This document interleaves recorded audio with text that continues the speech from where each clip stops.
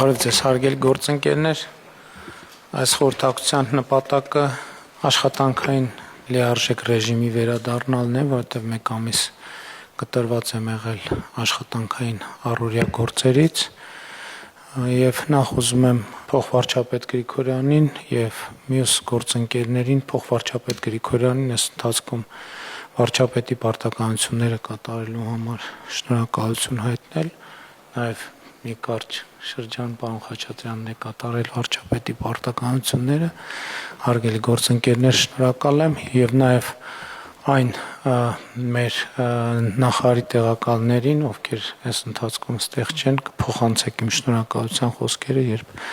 նախարարների եւ գերատեսչությունների ղեկավարները, մարզպետների տեղակալները, ովքեր կատարել են համապատասխան պարտականությունները, նրանց նույնպես շնորհակալություն եմ հայտնում եւ նաեւ ընդհանուր առմամբ ուզում եմ շնորհակալություն հայտնել խորհրդարանական ընտրությունները կազմակերպելու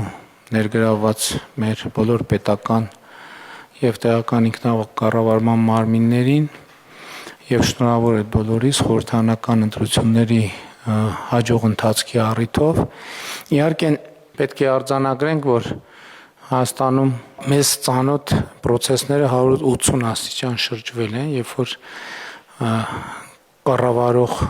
կուսակցությունը եւ կառավարությունը ընտրությունների արդար եւ ազատ անցկացման ջատագով է, իսկ ընդդիմությունը որպես գործիք ունի հիմնականում ընտրությունների արդյունքները կեղծելը եւ կեղծիքների մեխանիզմներ օգտագործելը, բայց իհարկե նաեւ ուզում եմ շնորհակալություն հայտնել մեր իրավապահ մարմիններին, գլխավոր դատախազությանը, քննչական կոմիտեին, հակակոռուպցիոն կոմիտեին, ով ընտրակաշառքների դեմ պայքարի հիմնական լիազոր մարմինն է, ներքին գործերի նախարարությանը, ազգային անվտանգության ծառայությանը, որովհետև այս մասշտաբի ես չեմ հիշում, որ մենք այս մասշտաբի պայքար ունեցած լինենք ընտրակաշառքների եւ ընտրողների ազատ կամ արտահայտման վրա ապօրինի գործադրվող ճնշումների դեմ ես ուզում եմ շնորհակալություն հայտնել գործընկերներին աննախադեպ ծավալի աշխատանքի համար։ Իհարկե սա ցույց է տալիս նաև մեր երկրում ինստիտուցիոնալ բարեփոխումների արդյունավետությունը, որովհետև մի շարք օրենսդրական եւ ինստիտուցիոնալ բարեփոխումներ ենք մենք իրականացրել, որոնք իրենց արդյունքը տվել են, բայց մյուս կողմից ես ուզում եմ մտահոգությունս հայտնել հետեւյալի հետ կապված, որ Հայաստանում ընդհանրապես կան հանցագործությունների տեսակներ, որոնց նկատմամբ ինչ-որ տենց հանդուրժողականության չհամաձայնեցված մթնոլորտ է ձևավորված, մի ուղղությունը ընտանեկան բռնությունների հետ կապված ուղղությունն է, մյուս ուղղությունը ընտրակաշառքների հետ կապված ուղղությունն է, որովհետև ընտրություններն անցնում են, արդեն ասում ենք դե լավ, դե անցավ ընտրությունները, հետեւաբար ընտրակաշառք տվողները եւ ստացողները կարող են գնալ իրենց գործերին։ Ես կարծում եմ, որ այս պրակտիկան պետք է արմատապես փոխվի։ Այս ընտրություններում ընտրակաշառք տալու կամ վերցնելու մեջ բռնված ցանկացած ոք մինչև հաջորդ ընտրությունների արդյունքների ամփոփումը պետք է անցկացնի բանտում։ Եթե սրա համար անհրաժեշտ են իրականացնել օրենսդրական ինստիտուցիոնալ փոփոխություններ, այդ փոփոխությունները անհրաժեշտ է հիմա անհապաղ ձևով անել, բայց ես չեմ կարծում, թե դրա համար պետք է փոփոխություններ։ Ես հստակ պահանջում եմ, որ նրանք, ովքեր ընտրակաշառք վերցնելու կամ տալու մեջ բռնվել են, միջև հաջորդ համապետական ընտրությունների պաշտոնական արդյունքների ամփոփման առնվազն օրը պետք է լինեն բանտում։ Սա երկրի անվտանգության եւ ժողովրդավարության անվտանգության հարց է եւ պետք չի հետո խղճահարության տեսարաններ սարքել։ Խղճահարության տեսարանները վաղուց սարքված են եւ եթե մենք հոգատարության խնդիր ունենք, առաջին հերթին մեր պետությունը պետք է լինի մեր հոգատարության առարկա, մեր ժողովուրդը եւ նրա ազատ կամքը եւ նրա ազատ կամքի արտահայտման հնարավորությունը։ Էլի եմ ասում, ընդհանրապես ես հասկանում եմ, որ իշխանությունների տարանջատման սկզբունքը եւ այլն, բայց երբ որ տարանջատված իշխանությունները մտնում են քաղաքական դաշտեր եւ սկսում են ազդեցություն գործել, այդ ժամանակ ոչ մեկ չի հիշում, որ իշխանության տարանջատման սկզբունք կա։ Ես ասում եմ, ընտրակաշառքների նկատմամբ, ընդ որում ամենաթոփ մակարդակից մինչև ամենաներքև մակարդակ կա հանդուրժողականություն։ Ես եւ չեմ զարմանա, եթե պարզվի, որ նախորդած ընտրությունների ընտրակաշառքի վրա բռնված ոչ մեկ այսօր բանտում չի։ Իրանք կարող մեծ հավանականությամբ դուրս են եկել իրենց գործը, ով որ թիմում բռնվել է, խորհրդանականումը շարունակել, խորհրդանակում շարունակածները շարունակելու են առաջիկա թիմերում։ Ես պահանջում եմ, որպես Հայաստանի Հանրապետության ժողովրդի վստահության քվեն ստացած մարդ, ասում եմ, այդ մարդիկ միջև հաջորդ խորհրդանական ընտրությունների պաշտոնական ամփոփման օրը պետքա լինեն բանտում։ Ինչ սոցիալական խավեր լինեն, ինչ պաշտոններ լինեն, ինչ չափի հարստություններ ունենան։ Եվ մենք այդ թատրոններից արդեն հոգնել ենք, երբ որ դա այն ժամանակը ձգելու ես բանի մեր ամփոփիչ հանրահավաքում էլ ասեց Սանտա Բարբարա սերիալ հիշեցնող դատավարություններին ի վերջո պետքա վերջ տրվի։ Ես այս քարոզարշավում իմ ամենամեծ դիսկոմֆորտը եղել այն, երբ որ մարդիկ ինձ շատ կոնկրետ ասել են, այս գործը ինչի հանգուցալուծում չի ստացել, այն գործը ինչի հանգուցալուծում, եւ ես չունեմ պատասխաններ, որովհետեւ իրականում այդ հարցերի հասցեատերը ես չեմ։ Բայց դրա մասին ոչ մեկ չգիտի, որ ես չեմ։ Եվ դրա քաղաքական պատասխանատվությունը կրում եմ ես, եւ ես կրում եմ դրա քաղաքական պատասխանատվությունը եւ հստակ դնում եմ հարցը, որ այդ խնդիրները պետքա լուծվեն։ Բայց ընդհանուր առմամբ իհարկե առաջիկայում շատ ակտիվ պետքա աշխատենք, իհարկե մինչեւ նոր խորհրդանի ձևավորումը եւ նոր կառավարության ձևավորումը դեռ ժամանակ ունենք 2 ամիս։ Սա լավ է, որովհետև նախկինում երբեք այդքան ժամանակ չենք ունեցել կառավարություն ձևավորելու համար եւ աշխատանքները կազմակերպելու համար։ Ես կարծում եմ, որ լավ փուլ է, որպեսզի մենք ամփոփենք նախորդող շրջանում արվածը եւ պլանավորենք առաջիկա անելիքները։ Իհարկե, առաջիկա անելիքների մի հսկա մասը լինելու է այն, ինչ սկսել ենք դրա շարունակությունը։ Մասնավորապես արդեն խոսել ենք 300 դպրոցի մեր ծրագիրը պետքա հաջորդի 300 դպրոցի, եթե հանկարծ պարզվի, որ մենք այնքան կարողություն ունենք, որ 300 կարող ենք դարձնել 400 կամ 500, իհարկե հոյակապ կլինի, բայց չգիտեմ, դա առանձին քննարկման հարց է, որը առանձին կքննարկենք եւ ես առանձնահատուկ ուշադրություն եմ հրավիրում այն խոստումներին, որ մենք տվել ենք երեխաներին, որովհետև մի քանի ուղղություն կա, իհարկե դպրոցները, մարզադպրոցներ, խաղահրապարակներ, արվեստի եւ երաժշտության դպրոցներ, մենք այդ ուղղությամբ պետքա ճիշտ պլանավորում անենք եւ այսօրվանից պետքա սկսենք պլանավորում, մասնավորապես բաշխվածության հետ կապված, իհարկե ես առիթ ունեցել եմ էլեկտրոնային փոստով գրել եմ այդ ուղղությամբ ինչպես եմ պատկերացնում, որովհետև մենք նաև դպրոցներում արկա կարողությունները պետք է համատեքստում դիտարկենք եւ ճիշտ բաշխվածություն ունենանք, որպեսզի մենք այս փուլով այնպես անենք, որ հանրապետության բոլոր երեխաները ունենան իրենց համար իրատեսորեն հասանելի խաղահրապարակներ, դպրոցներով, մյուս ծրագ սպորտ դպրոցներով եւ ուղղակի խաղահրապարակներով, իհարկե նաև այստեղ պետք է մեր համագործակցությունը ֆուտբոլի ֆեդերացիայի հետ, որովհետև իրենք էլ են ծրագրեր անում, նկատի ունեմ, որ ճիշտ հեռավորություններով եւ ճիշտ բաշխվածություններով ամբողջ հանրապետությունը ծածկենք։ Իհարկե շատ ծրագրեր կա, որոնց մասին դեռ պետք է խոսենք եւ նաեւ այն նորույթները, որ մենք ունենք մեր նախընտրական ծրագրում, որոնք նախկինի շարունակությունը չեն, մենք դրանով էլ պետք է հստակ ճանապարհային քարտեզ ունենանք եւ իհարկե խոշոր ծրագրերին մենք պետք է լրացուցիչ անդրադարձ ունենանք։ Ես ուզում եմ առանձնահատուկ ընդգծել այն, ինչ նախընտրական շրջանում խոսել եմ կապված Երևանի եւ Գյումրիի հետ։ Ես անկեղծ ասեմ, այն ինչ տեսա Գյումրիի թաղամասերում, ճիշտն ասած ինձ համար անսպասելի էր եւ նաեւ ինչ որտեղ տենց շոկային ազդեցություն ես չի կարող պատկերացնել, որ այն երկիրը, որտեղ ես վարչապետ եմ, մասնավորապես 58 թաղամասում կարողան լինել այդպիսի վիճակում գտնվող բակեր, փողոցներ, որը խայտառակ տեսարաններ է։ Մենք պետք է գտնենք ձևերը, որ եթե անհրաժեշտ է, իհարկե ես ասել եմ, որ կարծում եմ, որ Գյումրին պետք է մենք հնարավորինս արագ ունենանք արտահերթ ընտրություններ, բայց միջև էլ թեկուզ շրջանցելով տեղական ինքնակառավարման մարմիններին, մենք պետք է այնտեղ արագ գործողություններ իրականացնենք այսօրվանից սկսած մենք պետք է հասկանանք ինչ ենք անում եւ մասնավորապես տարեկան մեր 500 կիլոմետր ճանապարհների շրջանակում տարեկան 25 կիլոմետր մենք պետք է իրականացնենք Գյումրիում, 50 կիլոմետր պետք է իրականացնենք Երևանում, որպեսզի նաև Երևանի հետ կապված ես կարծում եմ, որ այդտեղ շատ կարևոր է այն, որ շատ մեծ աշխատանք է արված բակային հատվածներում, դա շատ լավ է եւ պետք է այդ process-ները շարունակենք, հիմա մեր նախընտրական ծրագիրը իրականացնելիս նաև Երևանում մի դեպք կոնկրետ տեղեր կան, որտեղ երեխաների հետ կոնկրետ պայմանավորվածություններ ենք ձեռք բերել եւ դա էլ պետք է կոնկրետ հասցեներով իրագործենք, բայց շատ կարեւոր եմ համարում, որ Աջափնյակ մետրոյի կայարանի շինարարությունը ի վերջո սկսենք, որովհետեւ ընդ որում ուզում եմ ասել, որ այդտեղ ի հեճուկ ըստ տպավորությունների ոչ մի հետաձգում չկա, որովհետեւ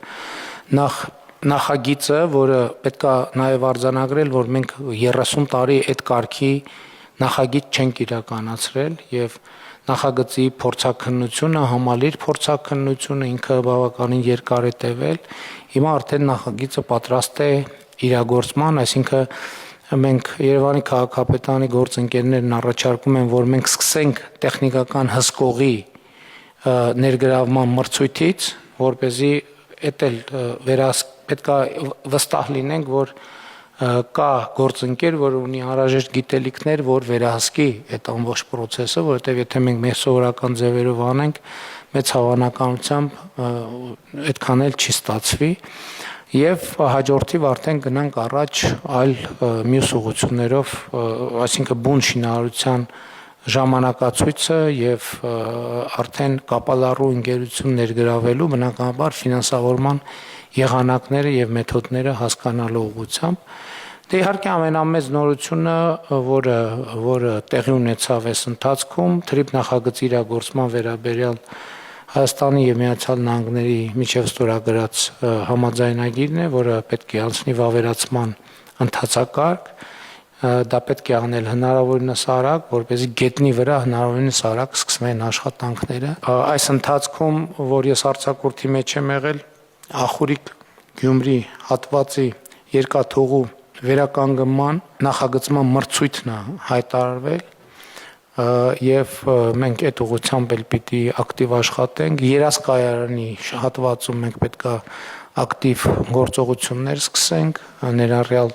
երկաթգծի կայարանի նորոգումը եւ Ախուրիկի հատվածում, Գյումրի հատվածում եւ Երասխի հատվածում, որպեսզի այստեղ էլ մենք պետքա որոշումներ կայացնենք եւ գնանք առաջ։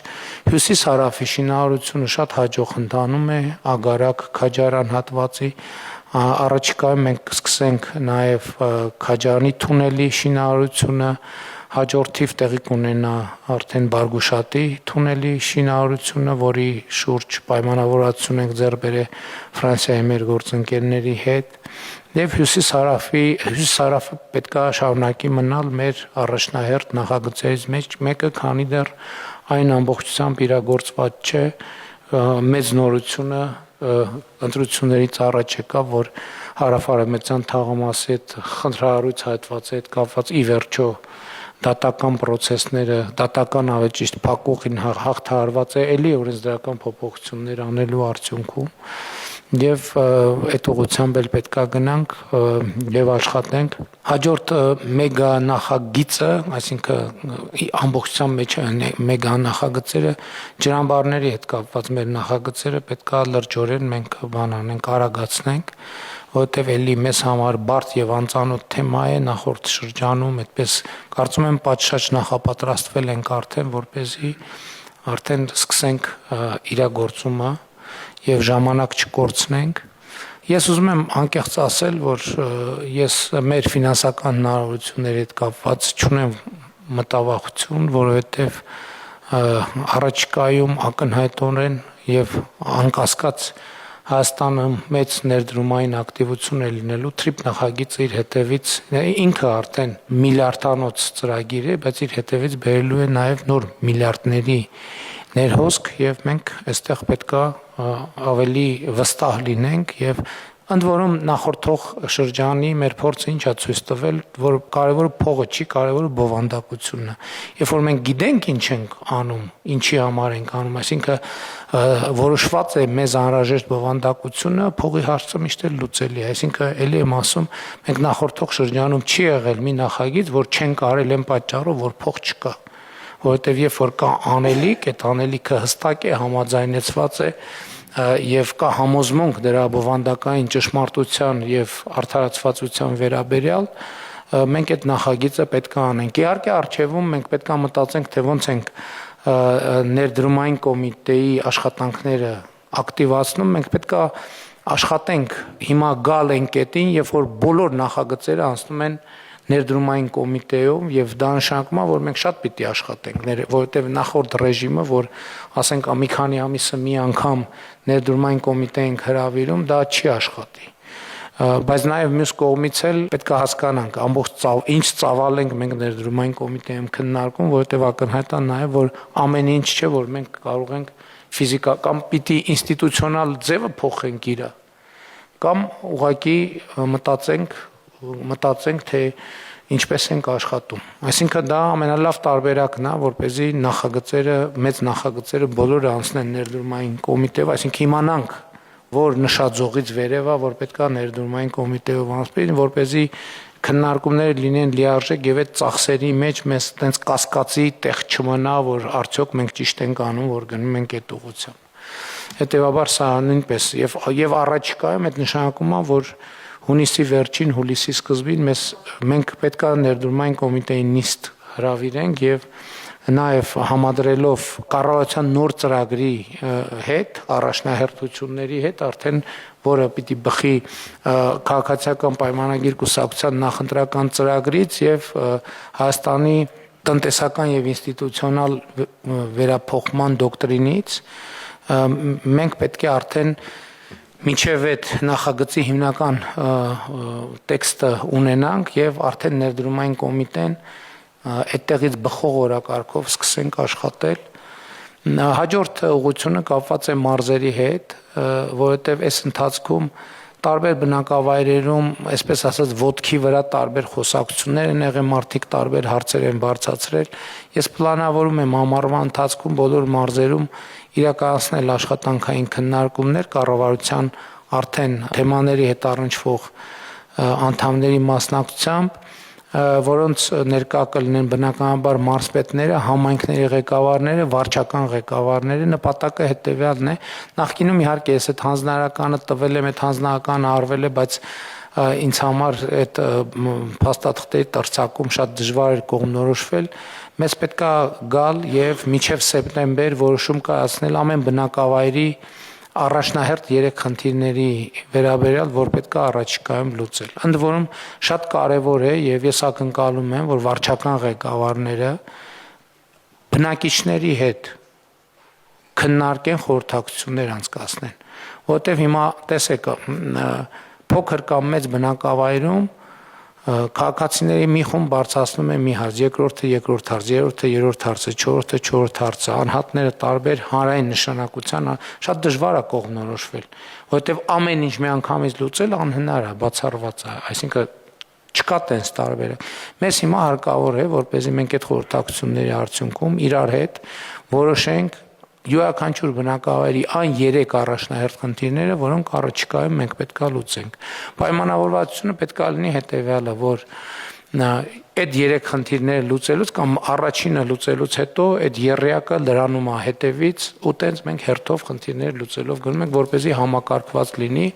այդ թվում սուբվենցիոն ծրագրերի մեխանիզմով եւ այդպես շարունակ։ Իհարկե, այս ընթացքում ամենամեծ նորություններից մեկը, որ ես իմացա,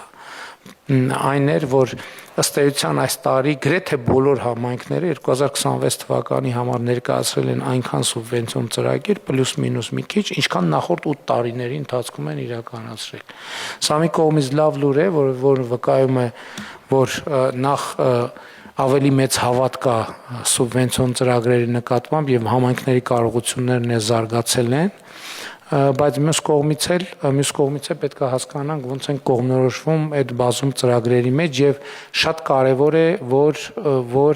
այդ իմ մարզային խորհրդակցությունների ընթացքում մենք նաև այդ ծրագրերը նայենք եւ միշտ պետք է համոզվել, որ բնակչությունը քաղաքացիները ունեն մասնակցություն այդ ծրագրերի ճշգրտմանը եւ իրականացմանը։ Իհարկե, երեք ազգային ժողովում եթե թեմային անդրադարձա, կարծում եմ, որ մեր գործընկերները բարձր տեխնոլոգիական արդյունաբերության եւ պետական եկամուտների կոմիտեի պետք է առաջարկ տան այս մասով, որովհետեւ մարդկանց հետ իհարկե մի քիչ պատկերավոր ես այդ խոսակցությունն եմ ունեցել, երբ որ մարդիկ ամենատարբեր հարցեր են բարձրացրել, ես իրենց առաջարկել եմ հետեւյալը, ասել եմ, որ ես էլ պայման ունեմ եւ այդ պայմանն է, որ որևէ մեկը, որևէ բնակիչ տվյալ բնակավայրի կամ համայնքի խանութից երբեք առանց հսկիչ դրամարկային կտրոնի դուրս չգա, որովհետեւ դա է նաեւ այն գործիքը, որով մենք պետք է աշխատենք եւ իրականացնենք ծրագրեր ներառյալ համայնքներում։ Եթե պարզվի, որ մենք կարող ենք գործակից ունենալ պետական եկամուտների կոմիտեի մեթոդաբանություններով եւ մեզ էլեկտրոնային գործիքները մեզ ցույց տան, թե որ համայնքներն են, որ առավել ակտիվ ստվերի կրճատում է տեղի ունենում, այսինքն առևտուրը արձանագրվում է, որտեղ մենք ըստ էության ունենք գնահատականներ, թե ինչ կարգի կամ պիտի ունենա պետական եկամուտների կոմիտեն, թե որտեղ ինչքան ստվեր կա, եւ այդ ստվերի կրճատման գործակիցը ինքը նույնպես պետք է դեր ունենա, թե մենք համայնքներում ինչ ծրագրեր ենք իրականացնում, որովհետեւ եթե օրինակ բնակավայրում առևտուրը ոնց տենց դանդաղ ստվերային վիճակում մնում է, մենք պետք է նաև դրանով որոշակի քաղաքականություն վարենք եւ մեր բնակիչները, քաղաքացիները այս շրջապտույտի էությունը պետք է հասկանան, ոնց է աշխատում պետությունը, այսինքն հարկեր են գեներացվում, բյուջե է գալիս, բյուջեից հետո գնում դառնում է փողոց, լուսավորություն, դպրոց, մանկապարտեզ եւ ես կարծում եմ, որ դա հնարավոր է անել, այսինքն ես չեմ հարցնում, ես խնդիրը դնում եմ, որ մենք պետք է ունենանք բանաձևեր, որպեսզի մենք կարողանանք դա լուծել։ Հաջորդը կապված է միկրոբիզնեսի հետ։ Դուք հիշում եք, որ 2018 թե 19 թվականին մենք միկրոբիզնեսի շեմ ենք սահմանել 24 միլիոն դրամը տարեկան շրջանառությունը եւ առնվազն այս ընթացքում գնաճ է տեղի ունեցել եւ նույն շրջանառությունը փաստացի գնաճի բերումով առնվազն 25-26%-ով աճել է, այսինքն այս առումով միայն այս փաստի բերումով բազմաթիվ միկրոբիզնեսի ձեռնարկություններ, որոնք բարեխիղճ են աշխատում, արդեն միայն այս փաստի բերումով կարող են դուրս մնացած լինել միկրոբիզնեսի համակարգից։ Ես կարծում եմ, որ այսինքն չեմ կարծում, արդեն ասել եմ դրա մասին, որ մենք պետքա միկրոբիզնեսի շեմը բարձրացնենք, առնվազն կրկնապատկենք, որպեսզի գնաճային ամեն ճշգրտումից հետո դրան չանդրադառնանք, բայց ես նաև ուրիշ առաջարկ ունեմ, ես կարծում եմ, որ մենք եւ շրջանառության հարկի եւ միկրոբիզնես դեպքում պետք է անենք կարգավորում, ես չեմ ասում թե կոնկրետ ինչպեսին, բայց սկզբունքը պետք է լինի հետեւյալը. եթե ընկերությունը որոշակի ժամկետում, որոշակի թվով արձանագրվեց հսկիչ դրամարկային կտրոն չտալու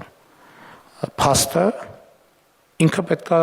զրկվի միկրոբիզնեսի համակարգում աշխատելու հնարավորությունից, ասենք 5 տարի ժամկետով, որովհետև էդ էլ է տուգանվեցի, շարունակեցի տրամաբանությունը, պետք է բացառել ընդհանրապես եւ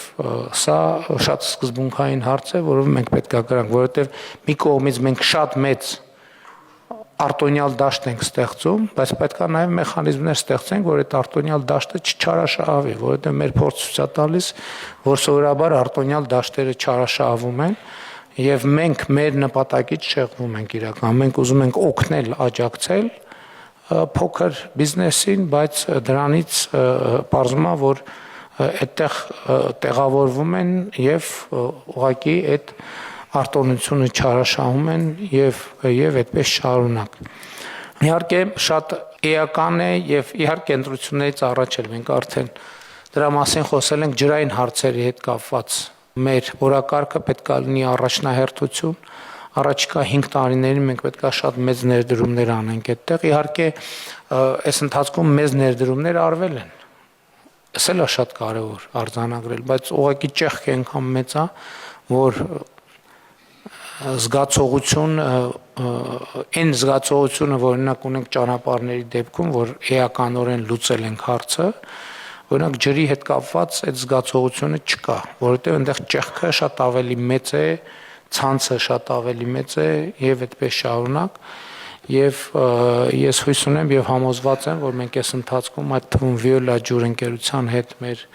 գործակցությամբ եւ որոշակի պլան ունենք, թե ինչպես պետք է աշխատենք եւ ինչ ուղղություններով պետք է ներդրումներ անենք։ Իհարկե ջրամբարաշինության մասին ես արդեն ասացի, բայց նաև խմելու ջրի մատակարարում, ոռոգման ջրի մատակարարում եւ ջրահեռացում այն երկարաժամկետ տեսլականով, որ մի X պահի մենք պետքա օգտագործված ջուր առանց մաքրման բաց չթողենք բնություն։ Այս շատ կարևոր է, այսինքն ամբողջ օգտագործված ջուրը պետքա մաքրվի եւ մաքրումից հետո պետքա միայն բաց թողնվի բնություն եւ սա շատ մեծ ծավալում, սա մեգա ծրագիր է բառից բուն իմաստով եւ ընդ որում պետք չի մտայնություն ունենալ, թե 5-ամյա կտրվածքով մենք ամբողջ խնդիրը լուծելու ենք, ոչ 5-ամյա կտրվածքով ուղղակի մաքսիմում պետք է անենք, որպեսզի արդեն 2031 թվականի դրությամբ մենք զգացողություն ունենանք, որ արդեն տեսանելի եւ մթնոլորտը ցույց տա, որ մենք արդյունքներ ունենք արձանագրած։ Այս համատեքստում հրատապ է նաև կոշտ-թափոնների կառավարման նոր համակարգի ներդրումը։ Իհարկե Կոտայքի մարզում մենք նոր աղբավայրը շահագործման հանձնեցինք, որը սպասարկում է Կոտայքի եւ Գեղարքունիքի մարզերը եւ արձագանքները կարծես թե բավականին լավ է, բայց մենք պետքա շատ արագ կոշտ-թափոնների կառավարման նոր համակարգը ներդնենք, ընդ որում տարածքային կառավարման եւ ենթակառուցվածքների նախարարությունում պետքա այդ հարցով լինի կոնկրետ պատասխանատու։ Նախարարի արդեն նշանակումներ անելիս ես առաջնորդվելու եմ այս տրամաբանությամբ, որ կոնկրետ անձ պետքա պատասխանատու լինի այդ նախագիծ իրականացնելու համար, որովհետեւ ես կոնկրետ ժամկետ եմ սահմանելու, որ այդ նախագիծը արդեն պետքա Հայաստանում իրականացված լինի։ Շատ մեծ թեմա է էներգետիկ վերափոխման թեման եւ ընդհանուր գաղափար կար կառավարության կազմում նոր նախարարություն ստեղծելու, բայց ես երկար մտածեցի, դա չի լուծելու մեր խնդիրը, մեզ պետքա միջգերատեսչական նոր ձևաչափի մասին մտածել, որովհետեւ այստեղ մի նախարարության անելիք չի էներգետիկ վերափոխումը, որովհետեւ առանց օրինակ քաղաքաշինության կոմիտեի եւ տարածքային կառավարման տեղական ինքնակառավարման մարմինների էներգետիկ վերափոխումը հնարավոր չի իրականացնել, այսինքն խոսքը ընդհանրապես էներգիայի ստեղծման եւ օգտագործման նոր ձևերի եւ նոր կուլտուրայի ներդրման մասին է։ Ես կարծում եմ, որ մեր գործընկերները, այդ թվում Արդարադատության նախարարության մեզ պետք է օգնեն, թե մենք ինչ ձևաչափեր կարող ենք ունենալ, որոնք լինեն նույնքան մոբիլ, ինչքան նախարարություններն են, բայց իրենք բնույթով լինեն միջգերատեսչական։ Իհարկե փոխվարչապետերի գրասենյակների եւ փոխվարչապետերի կողմից համակարգման մեխանիզմը եւ այն ինչ պայմանավորվել ենք, որ մենք պետքա պատկերավոր ասած project manager-ի նոր ինստիտուտ ունենանք, չգիտեմ դա մեր կառավարման կարգում ինչ կկոչվի եւ ինչպես արդեն որոշել ենք, որ մի քանի մակարդակում մենք պետքա ունենանք եւ փոխվարչապետերի գրասենյակների կարողություններն էլ այս առումով պիտի մեծացնենք, որովհետեւ հիմնական մենեջերները նախագծերի պետք է իմ պատկերացմամբ գործեն այնտեղ, բայց նաև միջգերատեսչական որոշակի ուղղություններ պետքա հասկանանք, թե ինչպես մենք համակարգենք, խոսքը մասնավորապես վերաբերվում է հենց էներգետիկ վերափոխման թեմային, որը ծավալուն թեմա է, այսինքն այդտեղ առնվազն 5-6 նախարարությունների աշխատանք կանելու, որը մի նախարարություն ուղղակի չի կարող անել։ Իհարկե մենք նախկինում թվայնացման հետ կապված փորձ ունենք, բայց իմ տպավորությամբ այդտեղ էլ պետք է որոշակի փոփոխություններ անենք, որպեսզի ավելի արագ գործենք, որովհետև թվայնացումը նույնպես շարունակում է մնալ մեր բացարձակ առաջնահերթությունների մեջ։ Այդտեղ էլ մենք բավարար չափով նախապատրաստվել ենք եւ պետք է առաջիկա շրջանում ավելի մեծ տեմպերով իրագործենք այն, ինչ պլանավորել ենք, մանավանդ մենք ոլորտում նոր կառավարման մարմին ձևավորվեց, լիարժեք գործում է եւ նաեւ այս պատեհությունը օգտագործելով պետք է հասկանանք process-ները ինչպես ավելի արագ կազմակերպենք եւ ելի բազմաթիվ թեմաներ, որոնց շուրջ իհարկե մենք կաշխատենք, ես ուղղակի այսպես որը հիշողությանս եկավ այդ հիշատակեցի, մնացած թեմաների շուրջ կշարունակենք աշխատել, այսօր էլ կշարունակենք քննարկել եւ հետագա օրերին եւ հետագա ընթացքում կանդրադառնանք տարբեր թեմաների, ընթացիկ բարեփոխումների ընթացքին պետքա անդրադառնանք։ Ես մի թեմա էլ կա, որ այս հատվածում կուզեի նշել, մասնավորապես հակակոռուպցիոն մեր քաղաքականություններում պետքա մենք ավելի սկզբունքային լինենք։ Ինձ համար պրոբլեմա, որ մասնավորապես մեր առաջընթացը հակակոռուպցիոն քաղաքականությունների միջազգային զեկույցներում մեր առաջընթացը կամ դադարել է կամ դանդաղել է, դա բացարձակապես ընդունելի չի եւ չի կարող ուղղակի այդպես շարունակվել։ Այսինքն դա ինձ համար անձնական սկզբունքային հարց է եւ ընդཐུպ ինչ որոշումներ անհրաժեշտ են կայացնել, որպեսզի այս ստագնացիան դադարի, այդ բոլոր որոշումները միանշանակ եւ աներկբա ես կայացնելու եմ եւ այդ ուղղությամբ պետքա մենք շատ ակտիվ գործունեություն ծավալենք եւ ուզում եմ ամփոփել մեր հաջորդ խոշորագույն սպասվող իրադարձությամբ, բայց երկու իրադարձությամբ լավ մեկով չեմ սահմանափակվի, որովհետեւ մենք մեծ հաջողությամբ իրականացրինք եվրոպական քաղաքական համայնքի գագաթաժողովը Երևանում, առաջիկայում մեզ սպասվում է COP17-ը, ինչպես պայմանավորվել ենք, ելի առաջիկա 1-2 ամսվա ընթացքում դուք զեկույց կպատրաստեք, այդ թվում այցելելով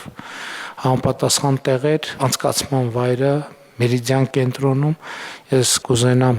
նախկինում պայմանավորվել եք այցելեմ եւ առաջընթաց տեսնեմ, թե ինչ վիճակում է գտնվում, ինչպես ենք մենք պատրաստվում եւ անկեղծ պիտի ասեմ, իմ ամենամեծ լարվածությունը կապված է 2029 թվականի մինչև 20 տարեկաների ֆուտբոլի աշխարհի առաջնության անցկացման հետ եւ նաեւ ուզում եմ իմանալ, երբ ենք մենք մասնավորապես Իջևանում սկսում ստադիոնի կառուցումը, ինչու Իջևանում, որովհետեւ միակ տեղն է, որտեղ զրոյից պետք է սկսենք, մյուս տեղերում մենք վերակառուցման կամ ավելի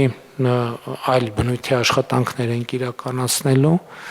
եւ սա ավելի քան սկզբունքային հարց է մեզ համար, պետք է շատ բարձր մակարդակով կազմակերպենք, ընդունենք այդ առաջնությունը եւ նաեւ առիթ օգտագործենք այն բնակավայրերում, համայնքներում, որտեղ դա տեղի ունենալու լրացուցիչ ներդրումներ անենք ենթակառուցվածքների զարգացման ուղղությամբ։ Թերևս այստեղ ես կանգ կառնեմ եւ նաեւ կուզենամ, որ մյուս հատվածում մեր գործընկերները ներկայացնեն ընթացիկ իրավիճակները։